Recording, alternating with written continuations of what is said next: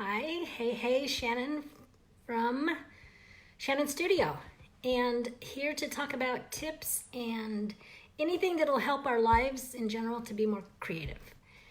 Um, Today I have allergies. This is the first time I've had allergies kind of a little bit bigger. Here I haven't really had them here. I usually have them at home in America, but not here. But I stayed up all night to do that painting. And I think my resistance was down, and so that helped to just like kick that up a little bit. I listened to a TED talk on sleep, and it's amazing what sleep can do for you, or what sleep does to you if you don't get it. So I am kind of fighting allergies and fighting the whole public transportation thing.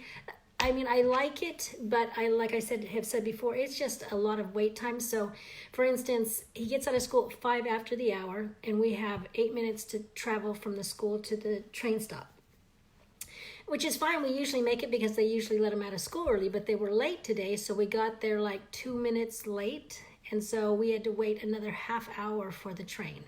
So that was a half hour of waiting time that I didn't bring anything, which was my fault, but that kind of thing happens where you have to wait and you have this dead time.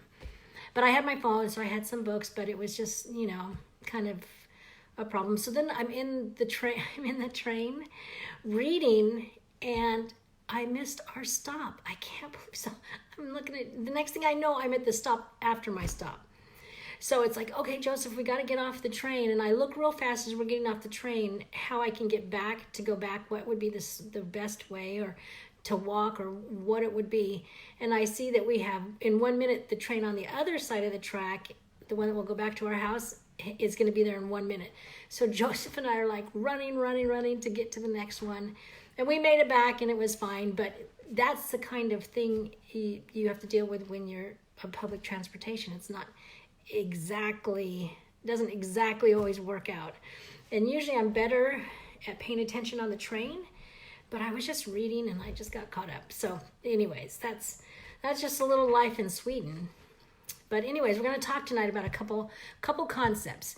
And I think this will be really important, because I think this happens a lot to women. It could happen to men too, but I'm not a man brain, so I don't know. But I know it happens to women. But my story is like one of Alan, where he says negative things to himself sometimes when he's done something that he's not particularly pleased with. He goes, "Oh, I'm so stupid," and I'm like, "No, you can't talk that way to yourself." It just goes against the grain for me to hear him talk that way about himself, because he's obviously not. And it's just something we do. It's something, and after reading, a long time ago, I noticed it's like this loop that goes in your head. And I know we have this loop, and you know what loop I'm talking about, where it's talking about something and being very negative to you. It's our self-talk, and it's a real thing. So I just want you to know, first off, it's a real thing. It's called two things kind of put together that have that loop go through. It's negativity bias and rumination. So negativity bias is, I'll read what it is. Negativity bias is our tendency not only to register negative stimuli more readily, but also to dwell on these events. In almost any interaction, we are more likely to notice negative things and later remember them more vividly. So you have that negativity bias. We notice it. We notice it more than we notice positive things.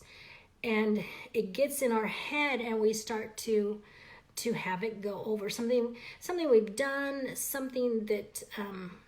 some stimuli, a comment somebody makes, comments we make to ourselves. It could be about your physical appearance. It could be about your work. It could be how your relationships are. It could be any kind of thing, any kind of negative thing. And it starts. Had a little brain fade there. It starts when we're about 1 year old. So they have done research on little babies, and they notice that they start They have this, we have this from a young age.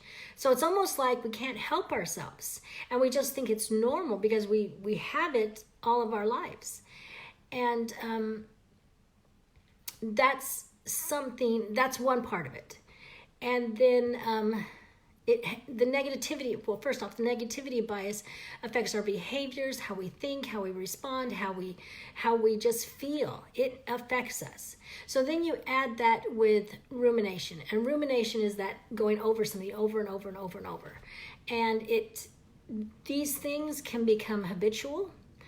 And when you have that going over and over and over thing, it starts to feel, they say in the research, it starts to that you feel it's really important. It's really important to go over this, and it's really a strong inclination to do that.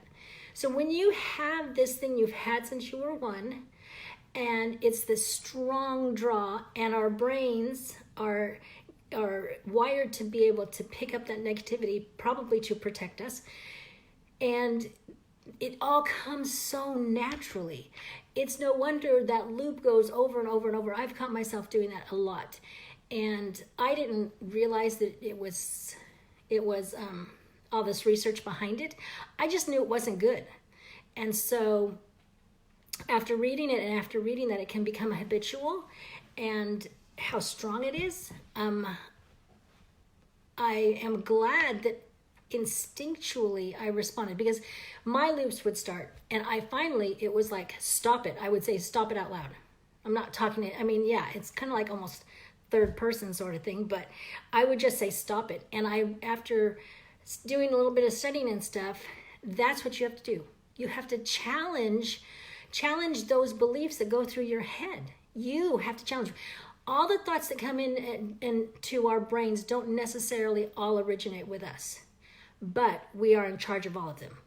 So yes, things come to us, but we are responsible to not have a lazy brain and to challenge those things, challenge the negative bias, challenge the rumination, and win the challenge. So we've got to interrupt that argument, interrupt that going round and round and round. And if you've been doing this a lot, it takes a while for it to change. I was listening to a TED Talk, and the guy that was talking about his twin brother got cancer, and he started thinking about his twin brother and all the suffering and everything, and he was just like in this, he said he was in this going over and over things, and his brother wasn't having that negative attitude like he was, but he kept going, and he said, I had to interrupt it and had to stop myself. And and he said, one of the things he said is, studies tell us that even a 2-minute distraction is sufficient to break the urge to ruminate in that moment.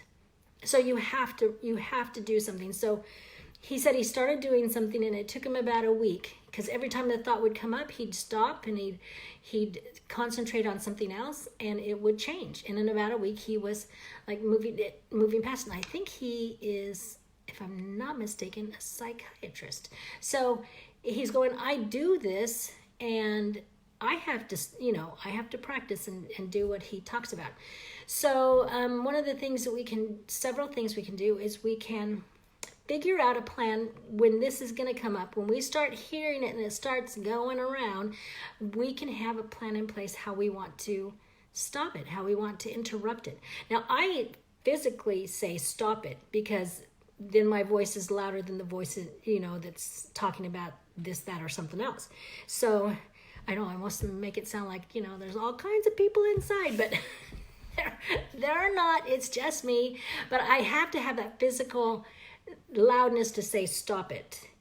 And several things, you can reframe it. You can say, argue it out, reframe. You can distract yourself. You can go do something else. This is maybe where you can pull out something to be creative with. So the point is interrupt the thought, challenge it, and win the argument. That's the plan. So, because really, when we're talking about creativity takes a certain amount of confidence. You can't be beat down all the time, and if you're doing the beating up of yourself, you creativity takes a strong brain. It takes a confident brain, a positive brain, to be able to do the things creatively. So even though like this doesn't sound like something, a creativity tip per se, anything that deals with the brain and making it healthier and stronger makes it more room for you to be creative. So the tip is to not have a lazy brain, to have a plan of how you want to deal with that rumination and the negative bias. So in the comments, share with us how you do or how you're going to stop that loop, how you're going to interrupt it, how you're going to win that argument, and share your thoughts and tips so that we can all take a look and see things that might work for us that we can incorporate and that we can say, oh, that would really work for me. So write that in the comments, and I will be back tomorrow. And I really like this. I know you can stop yourself with a loop. I do know that. I didn't know all these things before. I just like, stop it. This is getting nowhere. I knew that. So really figure out how it's going to work for you. This is a tip. I think there's some tips I give that are like, you could take them or leave them. Some of them are, but I think this one is a must for us. And so really think on it, really see how it might work for you to interrupt and challenge. And I will see you tomorrow. In the meantime, remember, you do have a creative heartbeat, so listen for it. And I will see you tomorrow.